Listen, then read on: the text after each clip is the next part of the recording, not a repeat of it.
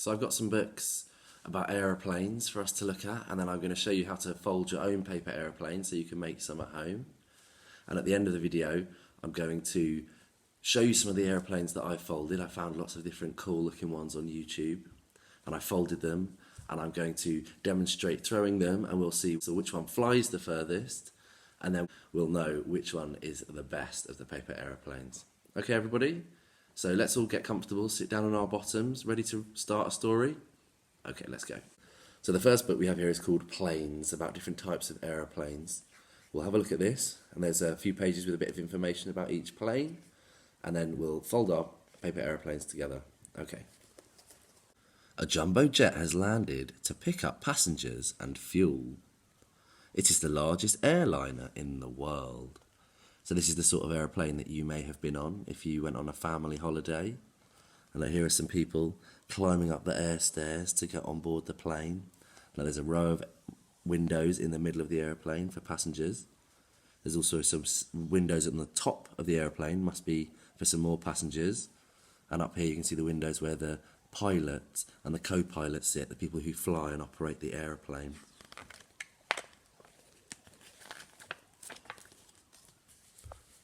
So it says, the pilot sits up here, there is a co-pilot and several other crew to help fly the plane. 300 passengers and their baggage can travel in this jumbo jet. The cabin crew look after them and serve them drinks, snacks and meals. And what else can we see? We can see the fuel tanker refuelling the aeroplane, so it's got lots of fuel so it can fly to its next destination. And here we've got the undercarriage, which is lowered for landing but folds back into the body of the plane after it takes off. So the wheels can tuck up underneath the body of the aeroplane and close the little doors, and then when they need them again to come into land, the doors open and then the wheels pop out. Oh, this looks good, this one here. This is a microlight, the very smallest plane in the world. It could be made from a kit at home. So you could order this kit on the internet, a microlight kit, and then you could build it in your garden, in your garage, and then you could fly your microlight to nursery in the morning. What about this one? What's this kind of aeroplane? Seaplanes can only take off and land on water. So if you look down here, instead of having wheels like the microlight or the jumbo jet, the seaplane has floats, and they float on the water so that when the aeroplane comes into land on the water, it stays on the surface and the people can hop out and go for a swim and then climb back on board, and the aeroplane can take off and maybe find somewhere else to land, another lake or a river or in the sea. So what does it say about the microlight? Microlights are powered by the engine from a motorbike or a small car. Microlights can be taken to pieces and put in the back of a truck or SUV, a sports utility vehicle. So you can take it apart, put it in your truck, drive to where you want to practice your flying, and then put it together and fly in your microlight. What about the seaplane? So at the front of this plane there is a propeller, and the propeller is driven by a petrol engine. You must always keep out of the way of the propeller when it is spinning, because it spins around really, really fast and you've got to be really, really careful. And the propeller spins round, and that's what pulls the aeroplane along. In some parts of the world there are no roads. A seaplane can be the only way to travel. So it's saying that for some people in some parts of the world, a seaplane is the only way to travel, to get around. Whoa, look at this one. This is an amazing looking aeroplane called a Concorde. And I think the Concorde is a similar shape to the type of aeroplane that we're going to fold. It's got a really wide wing at the back and a really pointy nose at the front, just like the Concorde. What does it say about the Concorde? Concorde was the fastest and most advanced airliner in the world. Concorde was the world's first and only supersonic airliner. It could cross the Atlantic in 3 hours. So if you went on a Concorde airplane, you could get on in London and fly for 3 hours, and you could land in New York in America. So a really, really quick journey. Or if you went on a jumbo jet, like we saw at the beginning of the book, it'll take maybe 5 or 6 hours, so almost twice as long to get to New York, to get across the Atlantic Ocean. To fly so fast, Concorde had to be a smooth, pointed shape. The very sharp nose could be lowered during takeoff and landing. So I've seen it before that the nose, the pointy part of the front, can come down when they come into land. So the pilot sitting in the front can see where they're landing. And then when they take off and they're in the sky, the nose cone can lift up again. So it's a nice pointy shape that can cut through the air on its way around the world. Whoa, this looks good, doesn't it? Come flying in an old-fashioned biplane. You can get very cold, so don't forget your scarf and goggles. So in a biplane, the passenger and the pilot are kind of sitting on the outside of the aeroplane, or at least their head and their shoulders is sticking up above the kind of the body of the aeroplane. So as you're flying along, the wind is whipping past you, and you've got to have your hat on and your goggles and your scarf so you kind of protect your eyes and keep yourself warm. And what about this plane here?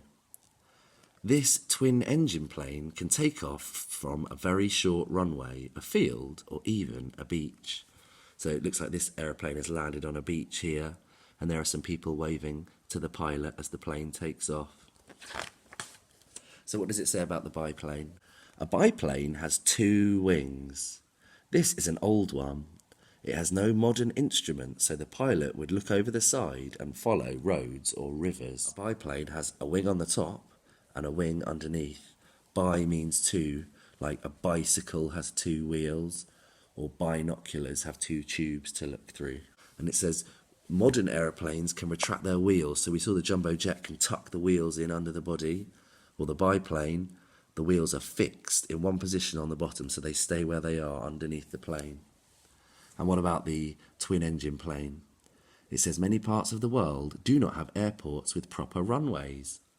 As long as there is a strip of smooth ground, this plane can land and take off again. A jumbo jet would need a much longer runway. In some places, it is a taxi.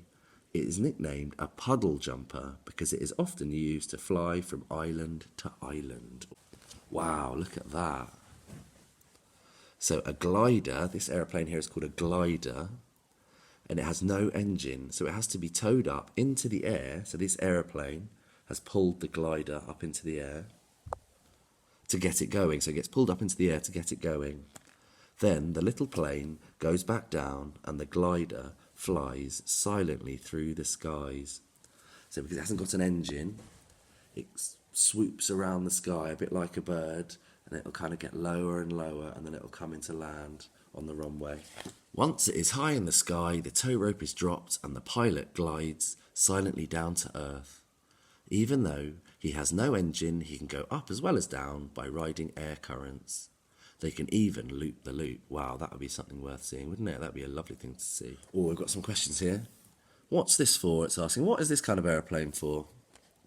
It says it's a small jet plane for carrying 80 passengers. What about this one? What's this for? It's a far smaller plane for carrying 6 passengers. Instead of jet engines, it has twin propellers. It has propellers on it like we saw on the biplane. Oh, what's this tower for? If you've ever been to an airfield or to an airport, you might have seen a tower like this. And it's the control tower. And every airport has to have one to help pilots land and take off safely. That's very important, isn't it? What does it say about this one? Why are there 2 pilots? So if you look closely, there are 2 pilots inside the aeroplane. It says it's a training plane. Both the instructor and the trainee pilot have a set of controls. So one of the pilots is teaching the other how to fly the plane. What's that thing on the pole for? And it says it's a windsock. It shows pilots the strength and direction of the wind. Planes need to take off and land into the wind, so it helps the pilots to work out where the wind is blowing so that they can steer their aeroplane in the right direction to land on the runway. What's this for? Remember this? We saw this at the beginning of the book, didn't we? The microlight. What's the microlight for? And it says it's just for fun. Microlights are just for fun. And look at this amazing plane down here. What kind of plane is this? Or does anybody know? It says it's used for aerobatics. This one is part of the Red Arrow's aerobatics team. It's for stunts and tricks, such as flying upside down and looping the loop. So it's definitely worth trying to find a video of the Red Arrow's acrobatic display team, who fly really close together in their aeroplanes and do things like going upside down and spinning around and all sorts of really cool things. The end. So that was our book about planes, guys. I hope you enjoyed it. Now, are we ready to fold some paper aeroplanes? So what we're going to need is a sheet of A4 paper like this. So if you're not sure what that is, ask your mum or dad, parent or carer, and they'll help you to find a piece of paper, and then we can get started. Okay, guys? So this is the type of aeroplane I'm going to show you how to fold, the one that I think looks a bit like a Concorde that we saw from our book. Okay everybody, so we've got our A4 sheet of paper. Now the first thing we need to do is fold it in half. We're going to fold it so that one long edge meets up with the other long edge. So I'm going to fold it in half like that, making sure the corners meet up. And then I'm going to push it down flat like that. So everybody should have a folded piece of paper like that. Now what we're going to do, we're going to open it up and we're going to get one of the top corners up here and we're going to fold it in towards the middle so that the top edge will be lined up with the fold in the middle. So I'm going to fold it over and line it up with the fold in the middle of the paper that we did at first. So I've done one side and then I'm going to do the same thing on the other side. I'm going to get the top corner over here and I'm going to fold it so that the top edge meets in the middle with this edge here. Folding, oh, can I get it? There we go. Folding it over, lining it up, and then pushing it down. So everybody should have a piece of paper like this. Now the next thing we're going to do, another fold. We're going to fold it so that this edge here, folds over and lines up with the fold in the middle that we first did to our piece of paper. So this edge, folding it in, lining it up with the fold down the centre of our paper, and then smoothing it down. So we're like, got our paper like that, and then we need to repeat it on this side. So we're going to fold this top edge into the middle so it lines up with the first fold that we did.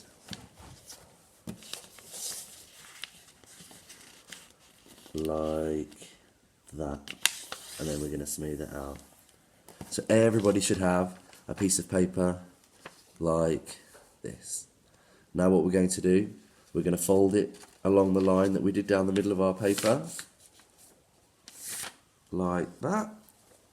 Now we're going to fold the wings. So we're going to get one side and we're going to fold it over, and we need to leave a little bit of space at the bottom for you to hold on to it with your fingers. So folding over one side like that, pushing it down. So I've left a space at the bottom to hold on to, and then I'm going to turn it over and I'm going to try and make it so that this edge here meets up with this edge here so that the wings are the same size and the same shape. So bringing my paper down like that. So everybody should have their piece of paper like that, which is actually our finished plane. So what we need to do now is we open it up. So we have a space at the bottom to hold it. And then we've got our broad Concorde shaped wings, haven't we? Now we're ready to decorate them. So here's my paper aeroplane that I've decorated. I used some highlighter pens to do some colourful stripes on the tops of the wings, and I also did a capital J for Josh on the wing of the aeroplane, or on each wing actually.